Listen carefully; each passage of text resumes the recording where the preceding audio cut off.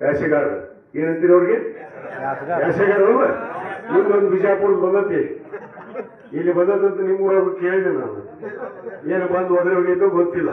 ಅವ್ನು ಯಾರು ಕಳೆದೇ ಇಲ್ಲ, ಯಾರು ಬಿಜೆಪಿಗ ಇಲ್ಲ. ಬಿಜೆಪಿ ಅವ್ರು ಕಿತ್ತಿ ಹೊತ್ತು ಮನ್ಯಾಗ ಕುಂದಿರ್ಸ್ಯಾರ.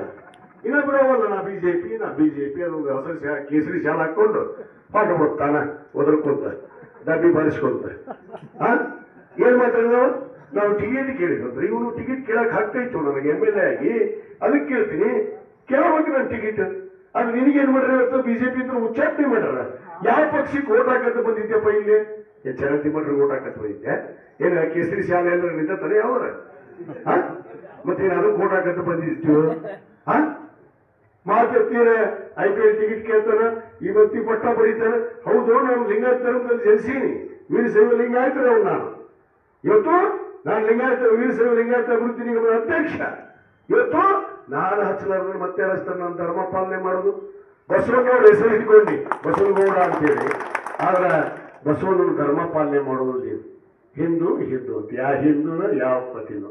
ನಾವು ಹಿಂದೂ ಅಲ್ವಲ್ಲ. ನಾವೇನು ಬೇರೆದಾಗ ಅದೀವಿ? ಬೇರೆ ದೇಶದಿಂದ ಬಂದೀವಿ.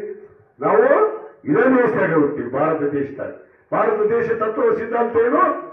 ಜಾತ್ಯತೀತ ರಾಷ್ಟ್ರ, ಸರ್ವ ಜನಾಂಗದ ಶಾಂತಿಯ ತೋಟ, ಅದು ಭಾರತ ದೇಶ ಅನ್ನೋ ಮಾತನ್ನು ನಾನು ಇವತ್ತು ಹೇಳಬೇಕಾಗತ್ತೆ. ಬಂಧುಗಳೇ, ಇವತ್ತು ಕೇವಲ ಅವನ್ನ ನಾನು ಬೇಯದಕ್ಕೋಸ್ಕರ ಕರ್ಕೊಂಡ್ಬಂದಾರೆ. ನಾವು ಇಲ್ಲಿ ಅಂಕ ಶಂಕರ ಬರ್ತಾವ ಅವ್ನು ಏನಾಗತ್ತೆ ಅಲ್ಲಿಗೆ ಹಳೂರಾಗ ಯಾಕಂದ್ರೆ ಮಾತಾಡೋಣ. ಬೇವೂರಾಗ ಏನಪ್ಪ ನನಗೆ ಕೇಳ್ಬೇಕಂತ IPL ಟಿಕೆಟ್. ಹೌದು, IPL ಟಿಕೆಟ್ ಕೇಳ ತಪ್ಪೇನೈತಿ? ನೋಡಕ್ ಹೋಗೋರು ಎಲ್ಲರಿಗೂ ಆಸೆ ಐತಿ, ನನಗೂ ಆಸೆ ಐತಿ, ನನಗೂ ಕ್ರೀಡೆ ಆಸೆ ಐತಿ. ನಮ್ಮ ಕಾರ್ಯಕರ್ತರು ಕೇಳ್ಯಾರ, ನನ್ನ ಮನೆಯ ಮಕ್ಕಳು ಕೇಳ್ಯಾರ, ಟಿಕೆಟ್ ಕೊಡಿಸ್ಬೇಕ ಬೇಡವ? ನನಗೆ ಹೇಳ್ತಾರ ಮಂದಿ, MLA ಆಗಿ ಒಂದು ಟಿಕೆಟ್ ಕೊಡ್ಸಕ್ಕಾಗಲ್ಲ ಹೋಮರಾಯ ಅಂತಾರ. ಇದು ನೀವು ಅಂದಿಲ್ಲ, ಇದು ಮಾತಾಡ್ತಾನೆ. ಏನು ಬಂದು ಪ್ರಚಾರಕ್ಕೆ ಬಂದನೋ ಇವ ನನ್ನ ಬೇಯಕ್ಕೆ ಬಂದನೋ ಗೊತ್ತಿಲ್ಲ.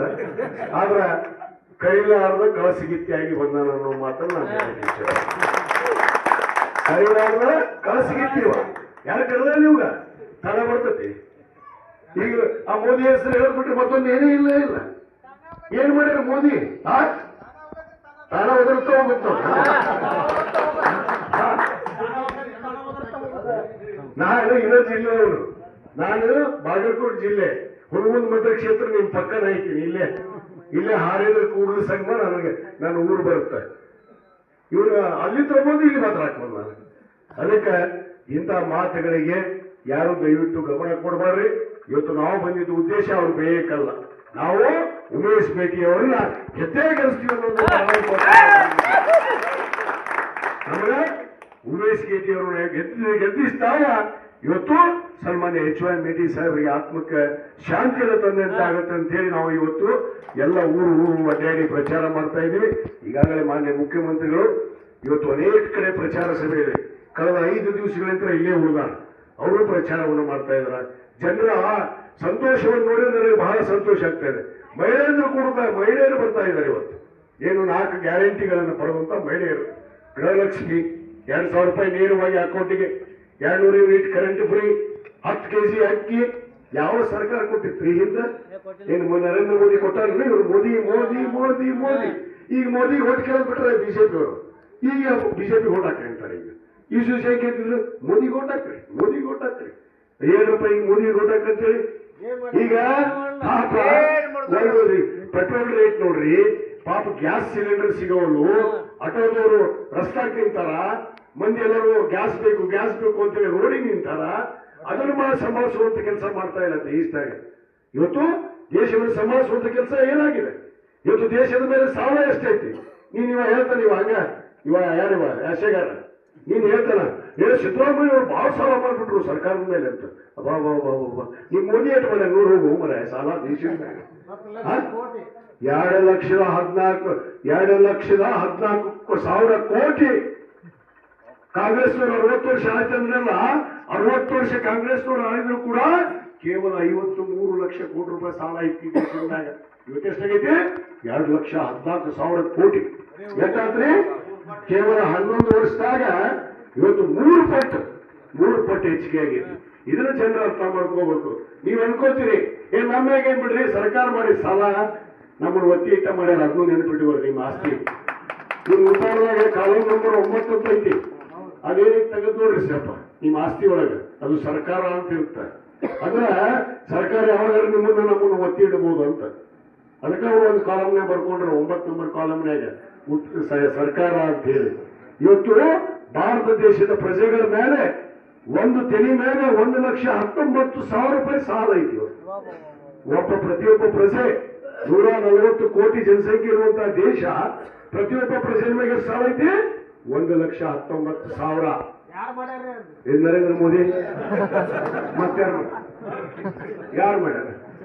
ಅವ ಪುಣ್ಯಾತ್ಮ ಮಾಡಿದ್ರು ಈ ದೇಶಕ್ಕೆ ಬಂದು ಅವ 10-20 ಲಕ್ಷ ರೂಪಾಯಿ ಸೂಡ್ ಹಾಕೊಂಡ್ರೆ ಏನ್ ತಪ್ಪಂತ? ಅಪ್ಪ ಯಾರಪ್ಪನ ಮನೆ ರೊಕ್ಕಪ್ಪ, ಯಾರಪ್ಪನ ಮನೆ ರೊಕ್ಕ ಹಾಕೊಂಡ್ರೆ ಸೂಡು 10 ಲಕ್ಷ 20 ಲಕ್ಷ ರೂಪಾಯಿ ಸೂಡು.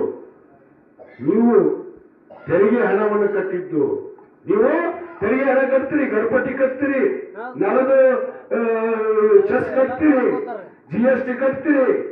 ಇದೆಲ್ಲ ಕಟ್ಟಿದ್ದು ಸರ್ಕಾರದಲ್ಲಿ ಕುತ್ಕೊಂಡು ಮೆರ್ಯಾಕತ್ತವ್ರು. ಅವರು ರೈತರ ಸಾಲ ಮನ್ನಾ ಮಾಡ್ರಿ ಅಂತ ಹೇಳಿ ಜನರು ಹೊಯ್ಕೊಂಡ್ರು ಕೇಳಿಲ್ಲ.